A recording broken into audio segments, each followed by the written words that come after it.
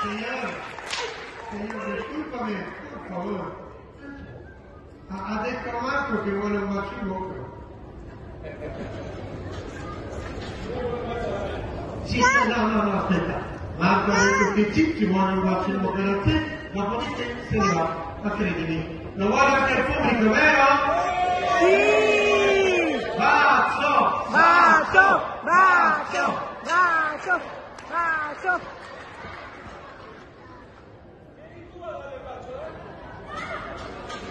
No!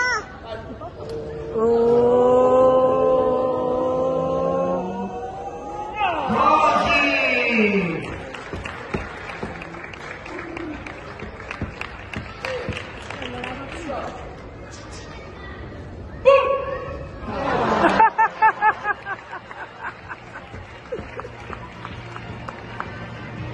E dopo il bacio l'abbraccio, così, incredibile!